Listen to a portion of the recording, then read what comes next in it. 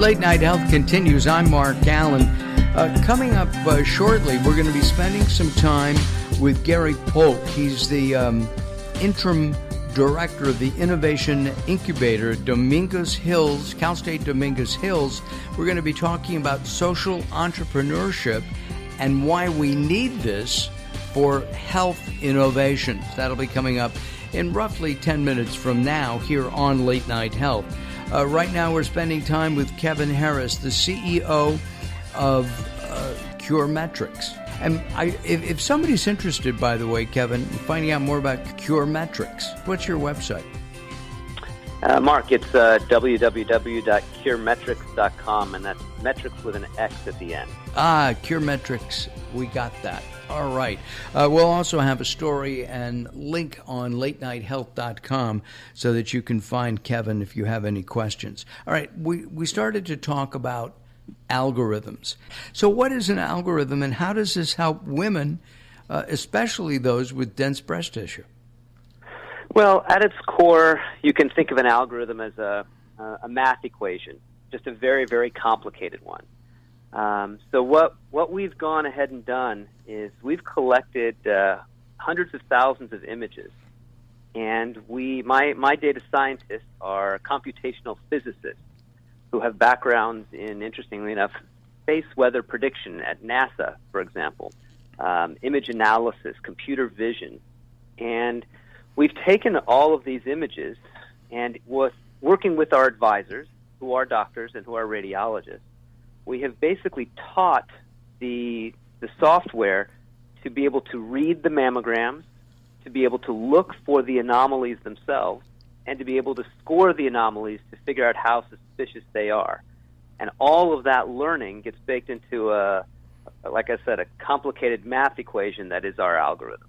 And that takes minutes for the algorithm to use the software to determine if there may or may not be a problem for women? Actually, the algorithm runs in a matter of seconds. Wow. The overall round trip can take minutes. We have to grab the images from the hospital, load them up to the cloud, and they're big images.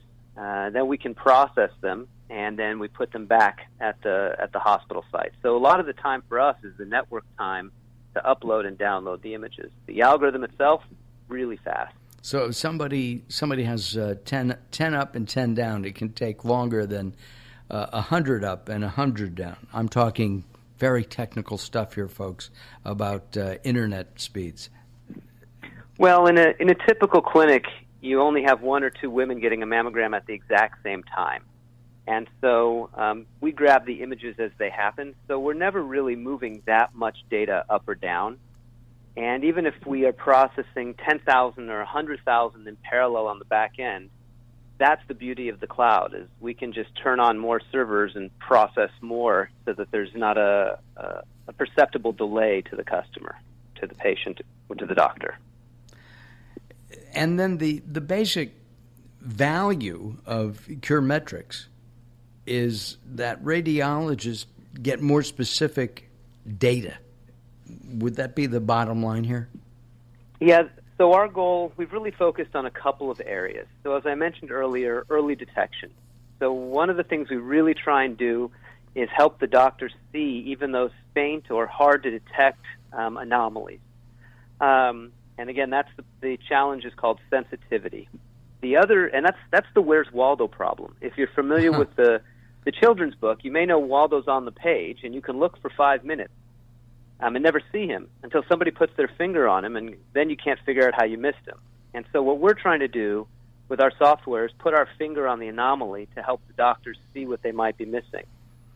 The other side is that when a woman is given a biopsy today, a biopsy is an indication that the doctor actually thought there was something very serious. Right. So serious that they're going to do this invasive procedure. And yet, roughly 75% of biopsies are negative.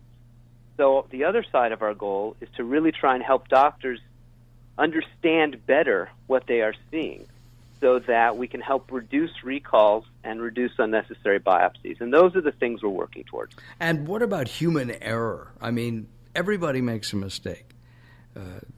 as we started our show, Daryl and I did more than Daryl.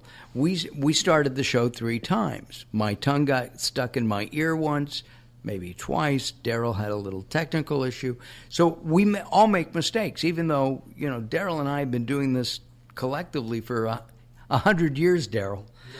Yeah, okay. So my point is, can CureMetrix help eliminate human error? So, Mark, one of the things that our software helps most with is on those challenging days for the doctors, our software doesn't get tired, doesn't need a break. And so the algorithm is able to consistently deliver high-quality results to the doctor, which helps not eliminate human error, but certainly helps reduce it significantly. And that's really been one of the goals for the company. Listen, CureMetrix, it's going to save lives. That's the bottom line. And we appreciate your spending some time here as a media sponsor of the Komen Foundation. We appreciate you helping us celebrate Breast Cancer Awareness Month. If you want more information, CureMetrix.com. I'm Mark Alyn. Don't go away. Daryl and I return as Late Night Health continues.